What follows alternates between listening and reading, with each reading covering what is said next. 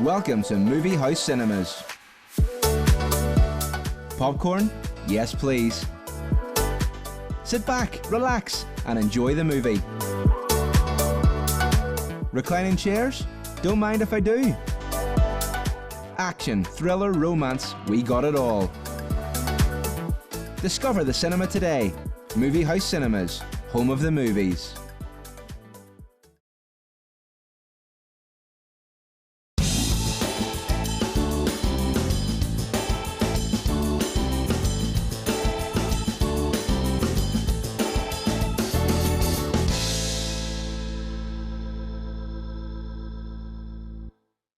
Good evening, and welcome along to Robert Elliott tonight. Once again, we're out of the studio. We're here in Coleraine at the moment at the Riverside Theatre, where the cast are currently on stage rehearsing for this year's Mr. Hullabaloo Christmas pantomime of Sleeping Beauty. We'll be catching up with the cast a little bit later on. What a lineup we have for you as well tonight. Former Made in Chelsea star Millie MackIntosh, she's going to be joining us. Also footballer Jake Daniels. We'll be meeting thriller writer Samantha Howe, plus local filmmaker Luke Galbraith. We'll have new music from Caillin and Paul Casey, and as well as that, we've paid a visit to Hillmount to see how they're getting ready for Christmas 2023. But as always, let's begin with this week's big news stories, and here to cause mayhem and chaos in the studio, here's Mr. Showbiz Paul Martin and Jenny the Doc.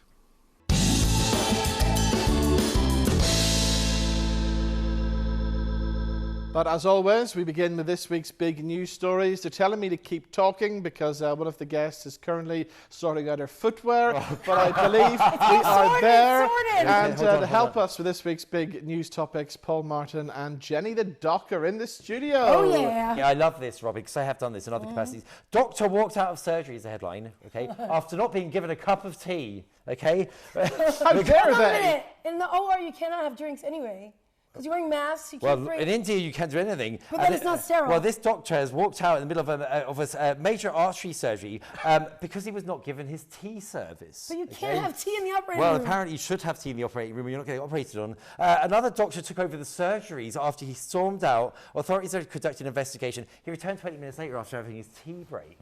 Now, I'm guilty as charged here. Okay? Yeah, you've walked out of the radio show once to make a cup of tea. To make a cup of tea. Yeah. He needs his tea. But I think that's taking a bit too far. Especially because you can't bring tea into the operating room. Like, it's literally unsterile. It's not okay. This would never happen in Miami. Never, ever, Never ever. happened in Miami. It may happen with a cafe con leche. No joking. Or if you don't get your pumpkin spice latte at 4. If you don't get your pumpkin spice latte at 4, then you're gone. Correct. Right, okay, but tea's all alike. And it's fall, not autumn. Okay, fair enough. Okay, so this doctor is fine. He's still got his job. That's a good question. It hasn't clarified that yet. Anyway, doctors, you know, Louboutins, cups of tea, they're high maintenance High people. maintenance, getting paid way too much money. Jenny, what have you got for us? Okay, this story is crazy because, as you know, cost of living is insane. Rent has hold stopped. on, well, for some people. You know what? Cost of living is insane, folks. I cut back on my Starbucks to save up for my shoes. Yeah, there we go. Okay? Carry on, Jenny. Story number 2. As we know, cost of living is insane. Rent has skyrocketed everywhere. In Toronto, rent has gone up so much that people have started renting out half of their bed, if it's a queen or king size, to make their rent. So you can rent out half your bed to a stranger. Now, I can understand renting out a spare room in your house. Guess how much they're charging? How much? $650 a month for half a bed. I'm going to be honest here. Yes. Would you do it? I'm just thinking of all the money. I'm thinking of all the money I could have made over the years. With all the people who are in the other half of my bed. If I started charging them rent. You know what? Just saying. I mean, there's still time. There's still time. No, there's not. Maybe it's an ethical thing to do. No, it's not. Some people can't afford 1,800 Louboutins. But you're going to get some random person. Can you ask for the type of person you want, or do you just accept? Okay, well, someone could say what type of person they are, but they aren't that person. Let's be honest about it. Right, maybe it's just me, but I wouldn't give a damn what kind of person. I wouldn't be vetting them. I just look at the picture. I just look at the picture. That'd be enough for me. You know what? You're in a relationship for 4 years, young man. Yes, I am. I have a relationship. And where's the ring, speaking of which? Wow, Robin, it happened in the show. Where's the ring, Paul? Well, put it this way, when I do that, you can film it and it'll be a real wedding, okay? I promise you, it'll be really Okay, right, from renting your bed to... okay, well... I don't... Why do I always get... It's something about Robin. It's definitely something it's about you, not Robin. It's both you together. Where's the problem? It's us and Taylor Swift. It doesn't get this crazy when Kim Kelly's on. They're funny enough. I think it's two together is the answer. It's Robin and I. It's not my fault, No. for sure. Okay, here's a great headline. Charity shop Oh, God. has asked people not to donate sex toys. Do you notice how out. my voice went up there? Yes, it did. After recent X-rated donations. We're talking about Bernardo's. So right? people were donating their used items? Hold on a minute. Let me tell you. Bernardo's in Swansea. This is a Welsh thing, obviously. It would never happen in Northern Ireland. Never would happen of course here. not. Northern Ireland's perfect. It says, it put a post up on social media, so it's very legitimate. And they said, look, please be aware when you're donating items that we have a range of ages in our volunteer teams for Fair Point, right? Because they do.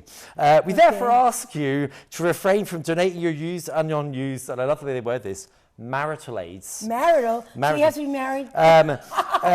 They were also reminded that CCTV has cameras on them at all times in the store, but it's only happened after all these donations started being handed in. Yeah. No. But I just can't believe that somebody would walk in off the street, suddenly open their Tesco carrier bag and lift out one of these things and say, I'm donating. Like, when my kids outgrow their clothes, I donate to, like, that's just weird. It is weird, but the question must be asked, there'd be multiple people doing this. Obviously, if there had to be an announcement In Swansea. I don't see anything wrong with it, really. I mean, they should have an adult section, no? But used things? No, we didn't say, you keep saying But it's used. charity shop. You're right, it's used, of course it's used. It's a charity shop. It's used, maybe right? not. Anyway, if you go to Robin's Bernardo's, face. Robin's absolutely repulsed by this entire link. Because I know we're in trouble once again. Well, I know, that's for you to deal with. Okay. Paul and Jenny might be back same time next week.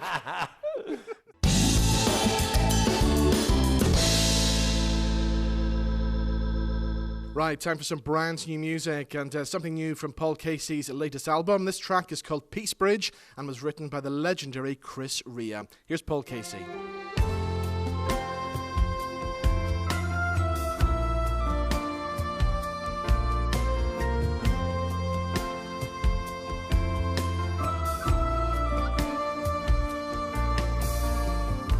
Snowstorm blowing across the Peace Bridge tonight.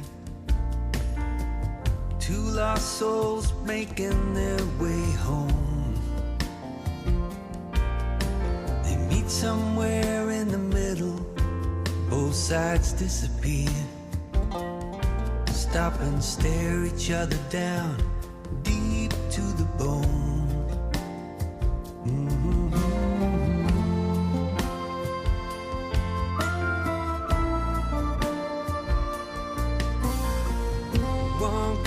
Cigarettes, the other's got a light.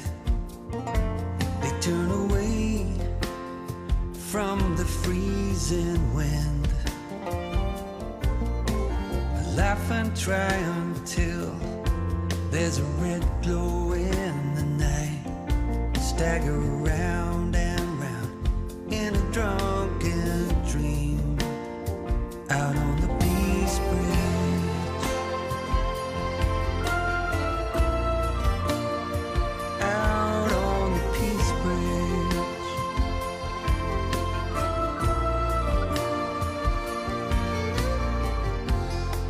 Down together and share the cigarette.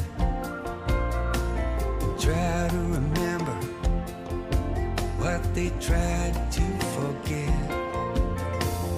Both sides of the Peace Bridge disappear into the snow. Snow just freezing over and everything they used to know out on the Peace Bridge.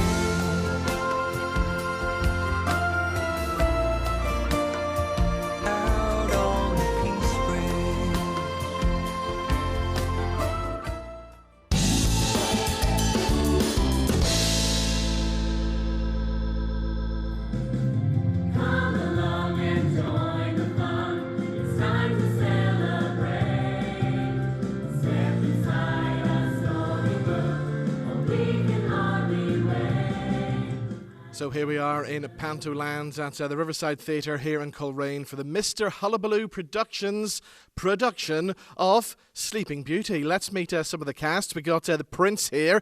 Tell me all about being a prince then. Well, good evening. My name is Prince Philip, and I reign over the land here in the Kingdom of Hullabaloo.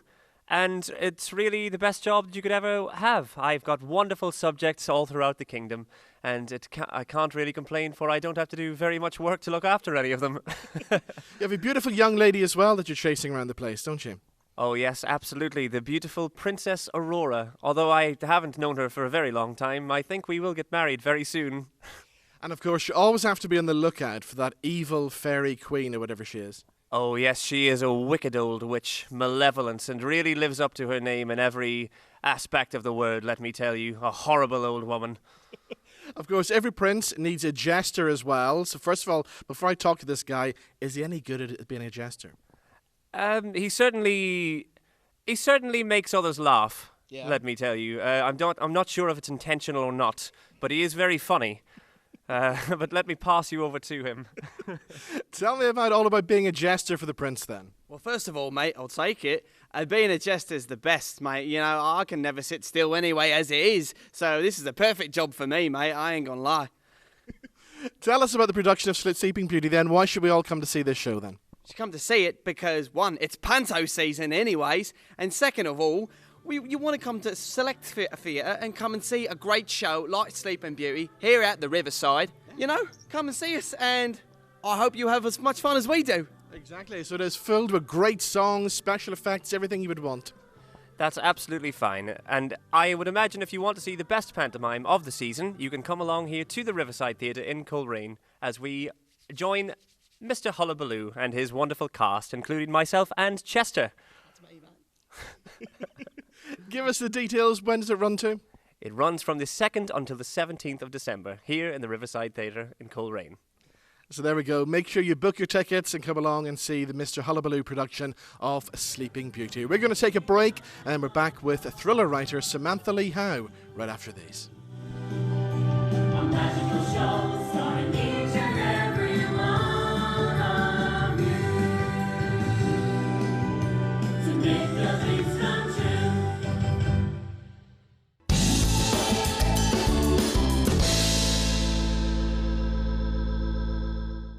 Heading to the North Coast, the Jet Centre in Coleraine offers entertainment for everyone. There's an 8-screen movie house cinema with all the best movies, 10-pin bowling, a massive arcade, soft play for the wee ones.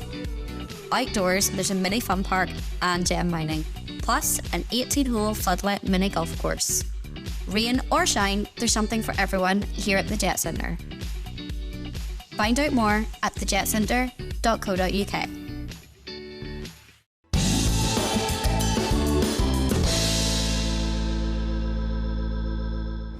We know he can be difficult, but Tom still loves you. I know that life would be a little tricky. Where have you been? What the fuck are you doing? They must have been inside the flat. So that's a clip from the movie The Stranger in Our Bed. The lady who wrote it, thriller writer Samantha Lee Howe, joins us now. How are you today? Oh, I'm great. Thank you, Robin. How are you? Very well, thank you. So tell us about the clip that we just saw there. That movie's been really well received. It's been winning awards and everything, hasn't it? Oh, no, it's been quite a roller coaster, to be honest. The film is based on my USA Today best-selling novel, The Stranger in Our Bed, and I also wrote the screenplay for it. And as you could see, it stars the wonderful Samantha Bond, Emily Berrington, Ben Lloyd Hughes, and also Nina Wardia is in there, and a brilliant cast actually. I couldn't be happier. So as you say, from that project, it's been a complete whirlwind, but of course your life in general has been a whirlwind, and I would imagine way back in the beginning, you never set out to become a successful writer, did you? No, I mean, you always hope when you have ambitions to be a writer, as I did from the age of 11, you go through your entire life hoping that that's going to happen. And I wasn't professionally published till about 2007. And then since then, everybody thinks success sort of looks like this, you go straight up, but as we know, it's all over the place. Yeah. And and I feel like I've been writing for 15 years professionally just to become something of an overnight success, which I still don't think I am anyway. So to be successful and write about some of the things that you're writing about, you would have to go through the ups and downs and go through some really bad moments. And right from an early age, right from your childhood, things weren't easy for you, were they? No, not at all. I mean, I was youngest of 7 children, and my father was a drunk and basically a paedophile. Yeah, it wasn't good. It was a terrible start for anyone to have. And then, as does happen, I ended up in quite an abusive marriage as well, because you end up being attracted to the wrong sort. You know, when you've been brought up with no really good father figure image.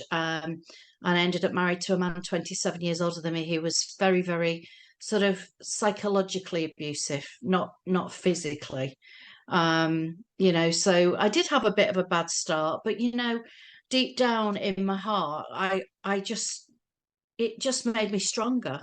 Yeah. I think that made me a much stronger person than perhaps I would have been if I'd have just had, you know, a happy, normal upbringing. You know, who knows what would have happened if that had have happened, and maybe I'd have got somewhere sooner. But you know, I feel really privileged right now to be who I am, and I'm happy with who I am. And I'm also happy to support IDAS, which is Independent Domestic Abuse Services in Yorkshire, who are doing some great work. Back then, you had other jobs as well. You tried hairdressing, you were a secretary for a while. But what was it that made you take that plunge and say, yes, I'm going to put everything into my writing now? Well, it was a turning point when my little girl was 4 years old, my daughter Lindsay. I was doing hairdressing at that point, and I just felt like my life was going nowhere. I felt really unhappy. But I also went to an adult learning class in a local college where they were doing a creative writing course, and I was sat there, and every week I'd bring in extracts of my writing. It was the thing that made me feel, you know, it was good. Writing's very cathartic, if that makes any sense. And so I loved writing and had a passion for it. And the teacher said, "You're actually too good for this class." She said, "What you need to be doing is getting a degree in it." And she gave me a recommendation to Bolton University. And at that point, because I'd had a few little bits of writing published, you know, via the class, you know, I'd got some short stories and poetry published. I actually was taken in the university on that, and I had no qualifications other than that. And I actually justified it with my ex-husband, because he was like, "Oh, what do you want to do that for?" You know, because everything I wanted to do, he would try and dissuade me from doing it. And I said, "Oh, I'm going to, you know, get a better career. I'm going to be a teacher," which I did end up doing. And yeah, and I got my degree, and that was like the start of it, because it sort of gave me the confidence to believe in myself as well. You know, having that academic background, because before that I thought I wasn't very clever. And how difficult was it to get that first book published? The first book deal actually wasn't all that difficult, because it was with a small press. I self-published my very first book, and then I ended up winning the Silver Award for Best Horror Novel in America with a magazine called Forward Magazine. And I got my first 3-book deal on that. But what was really hard was getting an agent and getting my bigger book deal, which was for The Stranger in Our Bed with HarperCollins, you know, getting with a big publisher. And that took very, very many years. And I only got that in 2019, although by then I'd actually written and had published by various publishing houses many novels. I'm at number 27 now that I've written, so it's quite significant, really. In 2020, you signed a 3-book deal with your spy thriller series, and that series was described as Killing Eve meets Jason Bourne. That's pretty big, isn't it? It was. I mean, that followed on Stranger's success, and I love The House of Killers. I'm so proud of it, because I really felt like it was a challenging book. You know, they were challenging books to write. And yes, they've got a shopping option at the moment with Buffalo Dragon, who made the Stranger in Our Bed movie as well. And I've already written the pilot, and so we'll have to see now if they can get that project off the ground. You know, who knows? Hopefully it will happen. It'd be great. It's going to be a TV series if it can happen anyway, so that'll be fantastic, I think. You mentioned your charity earlier on. That's something that's very close to your heart, isn't it? Yes, it is. IDAS are just doing such brilliant work. And at this time of year, it's a really difficult time as well. It's a time when a lot of domestic abuse happens during Christmas. And sometimes, you know, when they need extra money to get people out of terrible situations. And I just, they're just the best people. A lot of their volunteers and workers have actually been in relationships like that themselves as well, so they all understand, the situation. I just wish I'd had somebody like that I knew to turn to at the time, because I think this is the thing when you're in a narcissistic relationship, which is more sort of psychological and not, if somebody hits you, you kind of know they're an abuser, that's what I mean. And a lot of people find themselves in situations that are even worse psychologically, the damage they do to you. And so I just are brilliant at helping people from everywhere, all over Yorkshire, Sheffield, Barnsley, and Doncaster, where I live. And I'm really proud to be one of their survivor ambassadors. So what's your plans for Christmas then? Well, I've got some friends visiting from America. I've got the lovely Fraser Hines coming to stay with us as well. As you do. And he's our very best friend, and he was the best man at my wedding with my lovely current husband. And my daughter and her boyfriend are coming to stay as well, so it's going to be lovely. It's going to be quite a full house.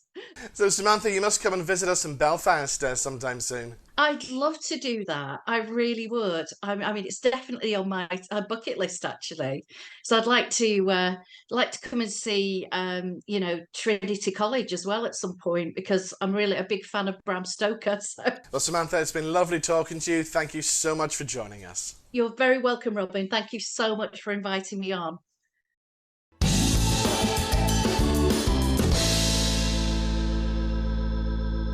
Still to come, we'll be catching up with the footballer Jake Daniels and chatting to local filmmaker Luke Galbraith. But before all that, let's do something Christmassy. Let's head to Hillmount and see how things are getting on for Christmas 2023.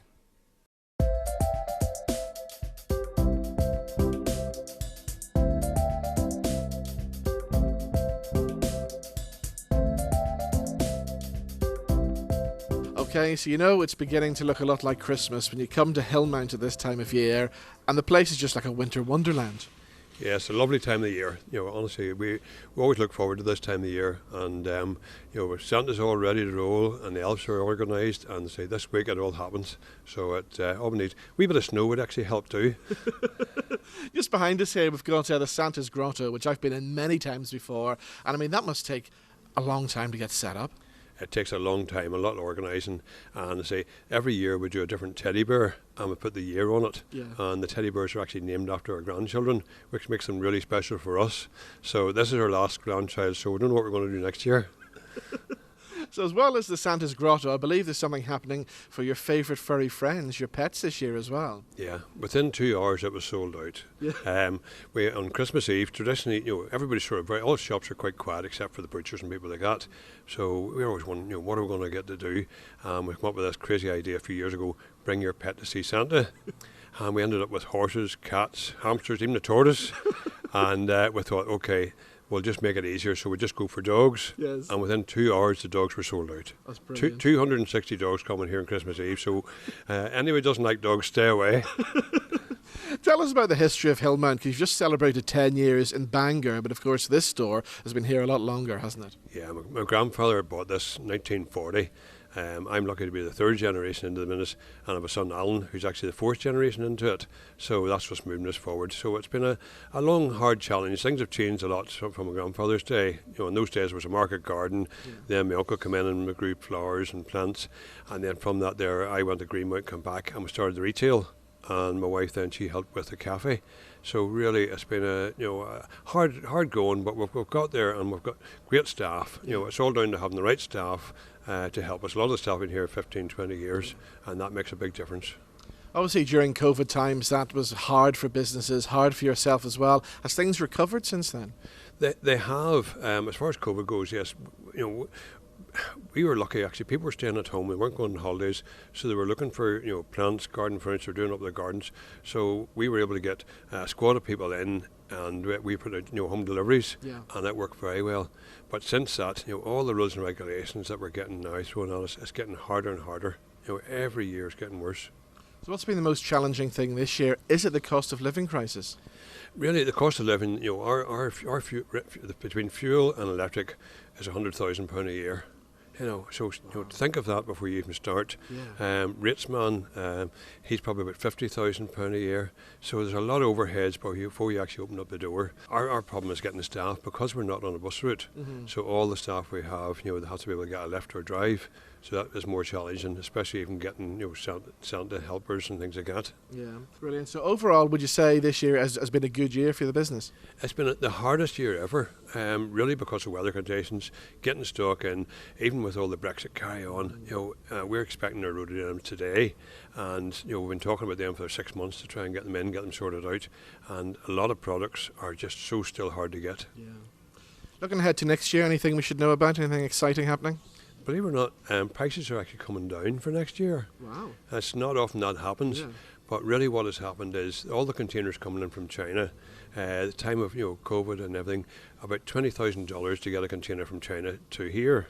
But now you can actually get a container for about $2,000. So it's only 10% carriage. And if you think of big items like barbecues, furniture, big items, it is going to make a big difference. So watch the space. There will definitely be good value. Brilliant. Robin, it's been great talking to you. Thank you so much. Thank you.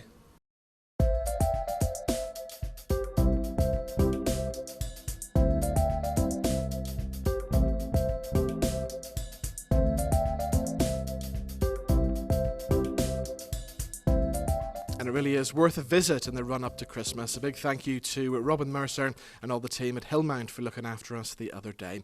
Right, we're talking about strength and what it means to us next. And here's what happens when I caught up with footballer Jake Daniels.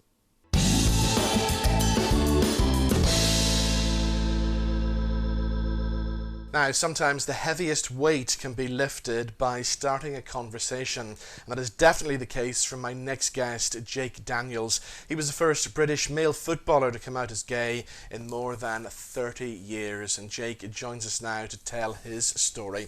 How are you today? I'm really good, thank you. How are you? Very well, thank you. So we'll talk about your story in just a second, but talk us through some of the latest research then. We've discovered some positive movements in male attitudes towards strength already, but there are still some worrying statistics out there, aren't there? Yeah, definitely. I partnered up with L'Oreal Paris Men Expert for their Movember campaign, and just working around, men being able to come out and speak about problems that they are facing, and having the strength and courage to be able to do that. And we think it's such a small thing at the moment. Only I think 14% of people, males especially, are able to speak out about their feelings, and that needs to rise so much. I've been talking about this a lot, and especially here in Northern Ireland and in Belfast, there's a very high suicide rate among young men, and men do find it difficult to talk about their feelings, don't they? Yeah, they do. What I found as a footballer, it was the whole masculinity of it. Males that don't speak out maybe don't want to seem as weak, which is definitely not the case. And that's why I think, footballers who are dealing with their sexuality that maybe want to come out don't want to be seen as weak. So yeah, it is heartbreaking to know that people are going through so much things like that. And just from me knowing that when I came out as gay, there was so much support and I felt so accepted by everyone, and it was difficult at the time, but it made everything so much easier. So did it take a long time to make that decision to come out then? Yeah, I'd say I knew that I was gay from maybe like the age of 3 or 4, definitely when I was younger. But growing up, I always told myself that I was going to be straight and it would change. When it came to the point, when I was in high school, and I started realizing that, I'm a gay male, I need to accept this. That was when I started learning more about it, and especially I knew I wanted to be a footballer. That was when I knew the two really didn't click, and that was where I need to make a change for football. I am a gay man trying to be a professional footballer, and this is my chance to change the game. And what about, say, your football bosses? How did they react? Did you discuss it with them before, or did you just come out and do it? I told my parents, and my parents told the welfare man at the club, as I've been dealing with mental health quite bad at that time. So that was just a relief for them to know right, we know what the main cause is now, of your mental health, and you know we're going to accept you 100% of the way, and they all did. I sat down with my teammates and told them, obviously, that I was gay and I was accepted by them. So just the whole club accepted it 100%, and that was the main best thing for me. You know, I'm with them day to day. So. And the moment you did it, you must have felt like there was a weight lifted from you. Yeah, 100%. The day after I came out to my parents, the first message, I had a game the day after, and I scored 4 goals, and it just felt like a full weight lifted off my shoulders, and it just made everything so much smoother. Sadly, there'll be some people watching this who would love to do what you did, but can't find the courage for whatever reason to come out and do it. So what advice would you give to them? My main advice definitely is to speak out. Obviously, it is difficult. I struggled. It took me however many years to be able to tell someone that I was gay. It is a difficult thing to do, but it was the best thing I did, was speak out. Even if it's to like a helpline, just being able to get that off your chest just will make such a massive difference to then be able to tell someone that you can confide in, and they'll be able to accept you and you can trust them to speak to them. Tell us more about the campaign that you're involved in. Why is it so important that we challenge what strength means to us then? Yeah, no, it's such an amazing campaign. I worked alongside Tom, the world's strongest man, and it was so amazing to see him and speak to him about what he'd been going through. He was the world's strongest man, and I was compared to him as mentally the world's strongest man. And I think it was such an amazing combination of the two to prove that, you know, even him as the world's strongest man is still dealing with things. And even he is able to speak up about what he is going through. And I think that's why we need to push it as males, to be able to know that you are able to speak out and, you know, get the support that's needed. Tell us about the WSM trophy. What does this symbolise? It symbolises a lot. You know, it's a massive thing. Yeah, no, it symbolises just, you know, the strength that males have to be able to speak out, and especially myself, it was difficult, but you know, it was the best thing, and I just want other people to be able to speak up about things that they're going through. So if somebody out there watching this is struggling at the moment, where is the first place they should go to for help? No, so it's definitely the Movember website. If you go to their support on their website, then you'll be able to get the support there. But there's so many other helplines and things that you can go to. Well, Jake, thank you so much for joining us and sharing your story with us on the show. No worries. Thank you so much.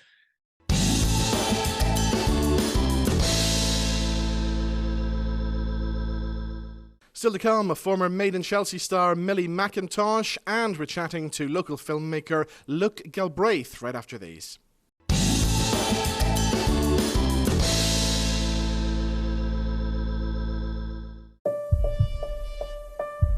Here we are on the north coast, where sporting legends are made.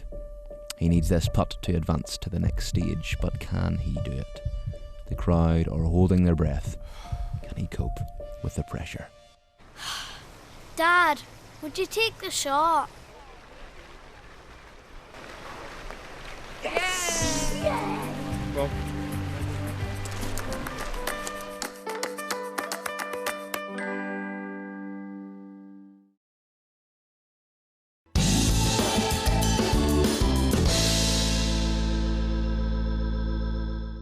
Okay, my next guest on at the show this evening is used to being behind the camera because he's part of LGD Films, but today he's going to be in front of the camera telling us all about it, telling us about his journey as well, and why he's currently raising awareness for men's mental health issues and suicide prevention and stuff like that. Luke Galbraith joins us in the studio. How are you? I'm doing great. How are you, man? Very well, thank you. So the last time we met was last September, and you just started your film company then. Yeah.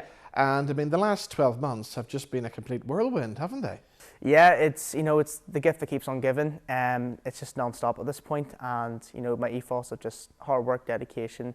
Put my mind forward and put my foot through the door with all the opportunities that come my way. It's all about just pushing them boundaries, and now I am where I am today, and I'm blessed and I'm grateful.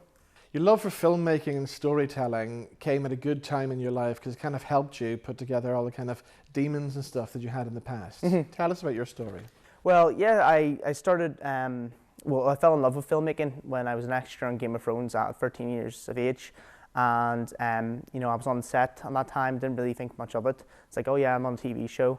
But it was not until I actually got onto the place and I was just amazed by everything that was on it, from props, makeup, cameras, the boats they made, the fake snow, everything. It was just a collaboration I've never, you know, saw in my life. You know, I was only 13 at the time, but it was creative, and that's what I would always call myself, as a sort of creative person. And then, yeah, that's where I fell with my love of filmmaking. But as all things in life, they don't go all nice, floating sailing. It's just it was a really bumpy road. So around about, I think, 16, if not, or a couple of years before that, around my GCSEs years, I fell into a bit of like an anxiety stage of my life. Developed that and was on the CAMS program, which is about like suicide prevention, because I had an attempt on my life around the age when I was 16. And I feel like the reason why I felt like that was because I just felt like I wasn't socially accepted among people and among crowd. I was very, you know, extroverted, very positive-minded, very outgoing and chaotic. And a lot of people don't think like that sort of me, and all I wanted to have was that acceptance of people and just who embraced who I was. And I didn't obviously feel like that. I feel like I wanted to be on everyone's good side, but as I grew older, I learned that wasn't the case. And yeah, at the time though, I fell into a bit of a depression, I guess, and I was going to take an attempt in my life.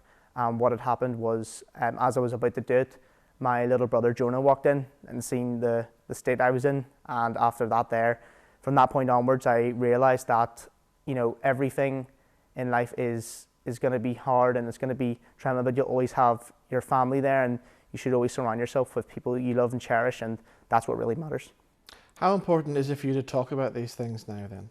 I think it's crucial. It's a really, you know, it's a really deep point for a lot of men, especially in Belfast as well. You know, Northern Ireland having the highest suicide rate in the UK. And I feel like a lot of people from our country just don't talk, they don't speak up. And I know that's a hard thing to do, because I've been that for myself. Because a lot of people don't want to feel vulnerable. They don't like to have that sort of idea of, like, you know, to let go of what they feel like. And I feel like in my head, I sort of define it as like, you know, you have to break free from your mind. You know, your mind and who you are can coexist, but if it's just filled with negative stuff, it's only you who feel them things and think them things, and you need to break free. And the only way you can do that is by reaching out and talking to people, and most importantly, surrounding yourself with people who you're happy and would love to talk to, rather than people who you don't want to talk to.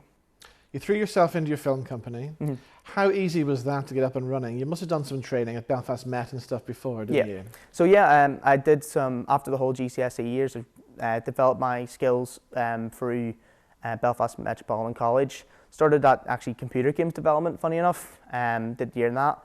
And then I went 2 years into visual effects. And then after 2 years within the visual effects, I found the short film module amazing. So after that, I went on to do HND level 5 in creative media production in film.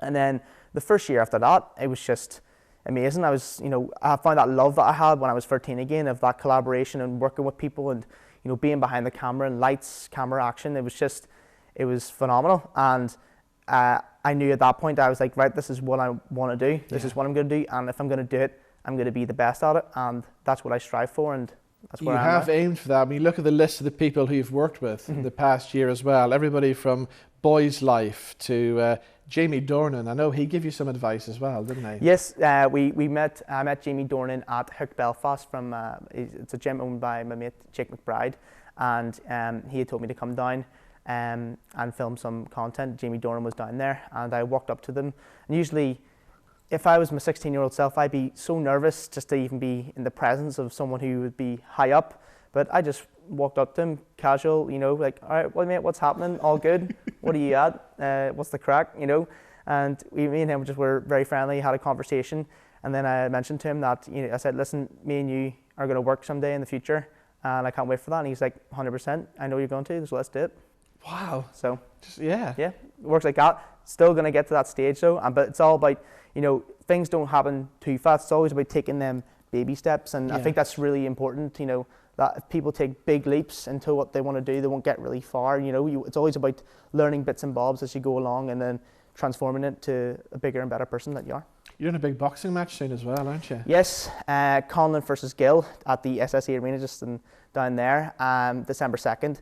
We are going to be sort of like filming like an after movie sort of the event, and capturing all the boxers. We've been doing some of the promos on Caillin Boxing socials leading up towards the main fight, which is or the third fight, which is Tyrone McKenna versus Lewis Crocker, the Battle of Belfast. It's going to be a stupendous fight, and I really can't wait for it, and especially to get it all on camera and share it with the world and share that story of the build up towards it.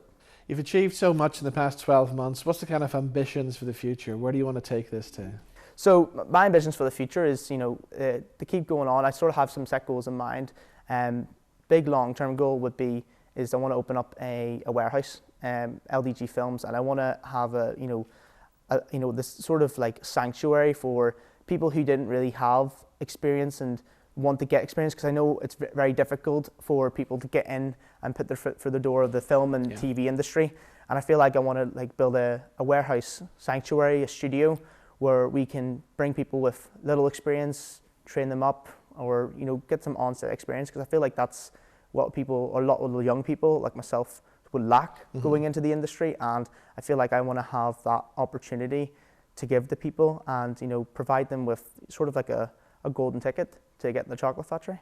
Brilliant. Look, you're an inspiration to us you all. much. Thank you so much for coming in, and the best of luck with your company. Yes, thank you very much. Thank you.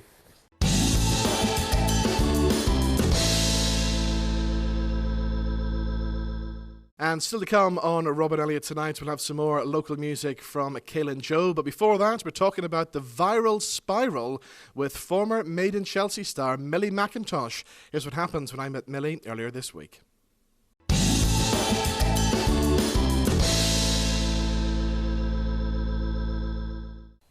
Now, my next guest is a mum. She's a lifestyle advocate, and of course, we all know her from Made in Chelsea as well. Millie MackIntosh joins us now on the line. How are you today? I am very well and very happy to be speaking to you. Thank you for having me on. So it's that time of year again when the temperatures dip and the dark nights are drawing in, and it seems to me that everybody around me is getting ill. We're all suffering from colds and flus and things at the moment. So how do you keep your family fighting fit then, and help them to avoid all these nasty germs and things going around at the moment? Well, I definitely have experienced that myself as well, and particularly since COVID and since having young children, I was really finding that we were getting taken down by a lot of different bugs and illnesses. And this year I was like, no, I'm not going to have my festive season ruined by these kind of constant coughs and colds and snotty noses from my kids. Have you heard of this word before, the viral spiral? Do you know what that is? I've been hearing a lot about it. So tell us about this viral spiral then. It sounds really nasty. I know, it does sound nasty. So basically, they've done lots of research, and actually nearly half of Brits have found themselves falling into this viral spiral, which is basically a continuous cycle of illness, which, you have one bug, then you could feel like you're getting better, then it goes into another one, maybe your family member passes it back round again, and it just goes on, and they have named it the viral spiral. So we are heading towards the Christmas season, and for myself, I'm out and about all the time at events and Christmas dinners and Christmas drinks and things. So when you're out and about meeting different people all the time, you're bound to pick up some germs, aren't you? Yeah, and it's kind of inevitable. Like, you are going to come across these germs, and as much as you wash your hands and practice lots of the hygiene that we learned in COVID times, it is kind of impossible to not come home with one of these bugs at this time of year. And of course, COVID is still around at the minute, isn't it? Yeah, there's lots of it going around. I don't know how many times I've had it. I think maybe like 2 or 3 times. And I think I'm still the only person who hasn't had it yet. Wow. I don't think I've spoken to anyone that hasn't had it. Well, that's amazing. Congratulations. You must be made of some strong stuff. So we're getting closer to Christmas, and I do believe it's your favourite time of year. I love Christmas, and definitely since having my children, I have I've always loved Christmas, but I think I'd maybe become a bit less excited by it. And then in the last 3 years, now my children get really excited by it too. And I've kind of rediscovered that magic because I'm seeing it through their eyes and their excitement and getting to start new family traditions. And what's Christmas Day going to be like in your house then? Christmas Day, we're doing Christmas with my family about a week before Christmas. We're going to be doing like 2 separate Christmases, and then we're going to be doing Christmas celebration in London with my husband's family. And then we're going to be going away as a family and escaping to the sunshine over the festive period. So I'm feeling very excited to have that quality time together. Sounds amazing. Millie, it's been great talking to you. Thank you for joining us. Take care. Bye. Bye-bye.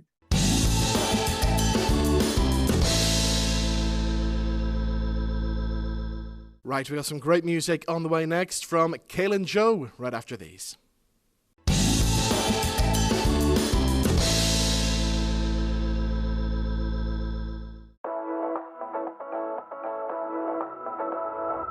Let the good times roll at Super Strikes at the Jet Centre. You can now book your lane online. We've got 14 bowling lanes and 4 mini bowling lanes. Plus we serve delicious hot food and snacks, or enjoy a cold beverage with your food after the game. Discover bowling today at the Jet Centre. Jet Centre, entertainment for everyone.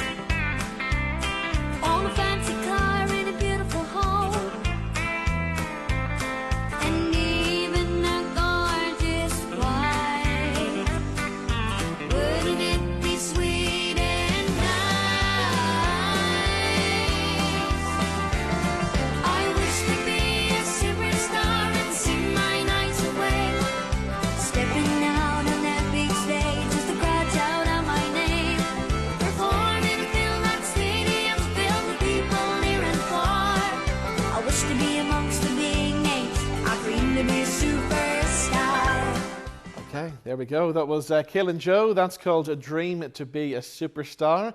I first met Caillin Joe at the Northern Ireland Country Music Awards earlier on this year, and I'm pleased to say he's now with us in the studio. How are you? I'm doing well. How's yourself? I'm very well, thank you. Tell us about that music video, because first of all, the first thing you see is the car. It's a pretty impressive car, isn't it? No, I successfully tricked everyone in school that was my car, so it was a good one. Now it was a great old video. No, it was good. Now everybody was thinking, "Oh, is that your car? Is that your car?" And I was like, "Hi, you might see me pull up in school someday, so you might."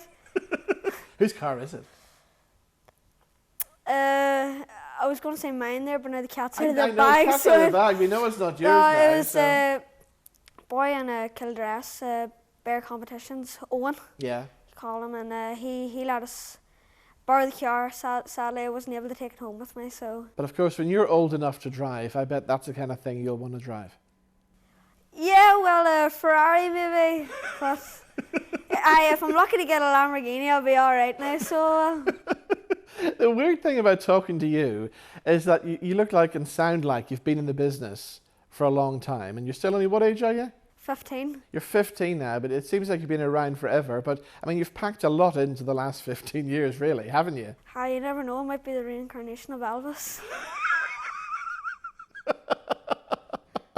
We've seen you touring all around the place. We've seen you popping up on things like the Kids, the Voice Kids UK, which must have been good fun to do. Oh, it was a great experience. Even meeting them stars like Pixie Lott and will.i.am. Oh, they're just civil. Like, anytime I walked into there and I seen them, they always stopped and talked to me. Yeah. Like that time when I got to the battle stage of it, I remember I was walking in one of the corridors and I ran into Jessie J. Yeah. And she stopped and she gave me a high five. So she didn't say, "You're awesome, man, so you are." So great wee compliment, so it was. But no, they were great now. Yeah. So it was a great experience now, I have to say. Do you ever get nervous? Not really. It's more excitement of going. As I said, I've got a lot of experience with it, with like the Voice Kids and that there, so I've kind of gotten used to it, but it's more the enjoyment for me, so it is getting up on stage and just enjoying being in that moment, performing to everybody. So I wouldn't really say I have nerves now. So what age were you when you made your stage debut? When was the first time you were on stage? Maybe about 7, but it wouldn't have been singing now, I would have been squawking like. So I don't know, I wasn't fully trained now, so it wasn't. It wasn't until later on when I got into the voice that I actually got a wee bit of vocal training, but no, 6 now is probably 6. I'm trying to think back here. It was with Paul Kelly, so it was, I remember. No, Paul Kelly was after. I remember the first time I'd sang was in the Tall Ships in Belfast, so it was with Hugo Duncan. I was at one of his shows and he'd asked would there be any children that would like to sing, and the auntie turned around and told me, and she whispered in my ear and she said, "Hey, if you get up and sing, I'll get you a Power Ranger toy." So I was like, oh, I was well excited then, so I got up. But then after getting up, I found the enjoyment. I got like a taste of what it's like to kind of sing. So from that point on, it was kind of just that interest of singing was building up, and that interest in music was just growing and growing. And well, what about the country music? Where did the love for country come from? It came from my granny. My granny basically reared me, so she did. I would spend a lot of times in her kitchen listening to the likes of Hugo Duncan, Nathan Carter and Derek Ryan and all that there. I don't know if I'm supposed to say this, but she oftentimes had me stand up on the kitchen table dancing and singing to Hit the Diff, and she'd be dancing about with the room, so she would. So it was great nice, but that's actually what inspired me to write the thing that brought me joy. It was written in memory of my granny because she was a big support to me, and it was her that got me into that country music, so yeah. Well, what do your schoolmates think? Do they think it's cool, or is country music not cool? What's your kind of thoughts? I've got some friends that are into the country, but others are more into the pop and that there, so they are, but it's not really that exciting for them. And besides, I wouldn't really say I'm famous or a superstar. I'm just people. Well, you've been on the telly. You've been performing with Uncle Hugo. You're meeting your heroes. You're meeting Nathan and Derek and people like that all the time. So that's pretty big stuff. It is, but I wouldn't say I'm a superstar now. I'm more in Egypt. So it's no, but they don't really see me as a superstar. It's more just that boy sings. And what about the people like Hugo and stuff? Are they welcoming you into the country music scene here? They are. Most of them, they've given me advice. Things like Daniel O'Donnell down in the country show, I had met him, so I didn't. He was very civil. He was telling me, "Oh, stick at it," and that day you're going to go places, and getting compliments like that there is really building on my confidence. So it is, and it's making me want to push more and further to to improve and to get better. But I would like to make a career out of the Would you like to have your own band on the road one day? Hopefully we'll get a band sorted out. So, but no, it's a dream, and hopefully it'll come true. We've got to talk about the Country Music Awards. I'm very excited for that there. So I have to say Malcolm does a very good job at organising it. He does, doesn't he? Yeah. So that's the 29th of January. Yes, I'm looking forward to it now. And it's in, I'm looking at the people across here, it's in the Armagh City Hotel, am I right? Yes, it is. It's in the Armagh City Hotel. And again, everybody from the world of Irish country music is always there on the night. It's a fabulous night, isn't it? Yeah, it was, I think it was last January. It was my first time being You at tried it. to steal my Guinness last year.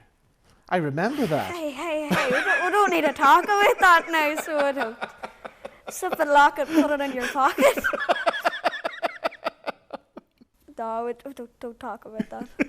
But it's always a big night. It's a great night and always a great audience there as well, isn't it? It was great to meet all the stars, like Derek Ryan and that there, and it's a wonderful experience now. It is just to be invited there and to get up in front of that stage and perform at such a large audience. Like, it was well set up now, I have to give it to Malcolm.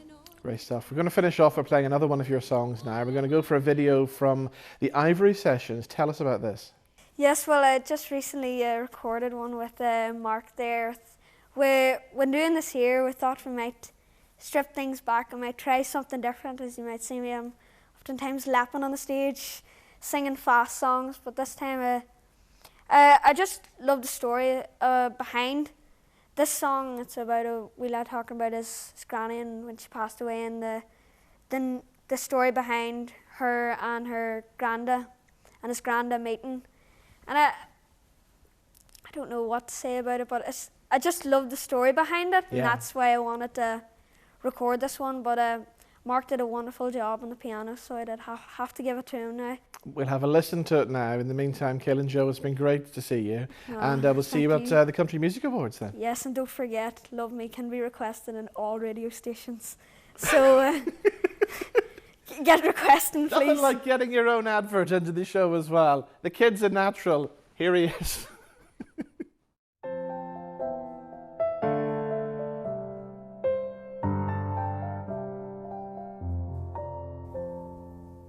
I read an old my grandma wrote back in 1923. Grandpa kept it in his coat. He showed it once to me. Said, boy, you might not understand, but a long, long time ago, Grandma's daddy didn't like me none, but I loved your grandma so. We had this crazy plan that we would run away together. We'd get married in the first town we came to and live forever. And nailed to a tree where we were supposed to meet instead. I found this letter, and this is what it said. If you get there before I do, don't give up on me. I'll meet you when my chores are through. I don't know how long I'll be here. I'm not gonna let you down. Darling, wait and see. 'Cause between now and then, till I see you again, I'll be loving you. Love me.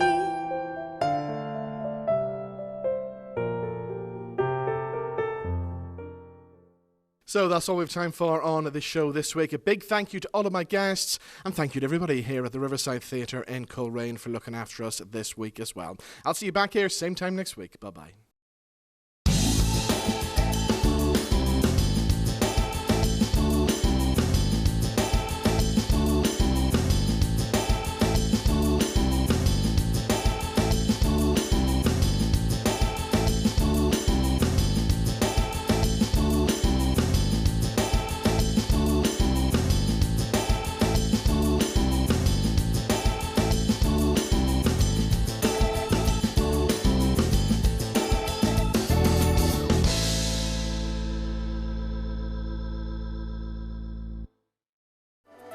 Welcome to Movie House Cinemas. Popcorn? Yes, please. Sit back, relax, and enjoy the movie. Reclining chairs? Don't mind if I do. Action, thriller, romance, we got it all. Discover the cinema today. Movie House Cinemas, home of the movies.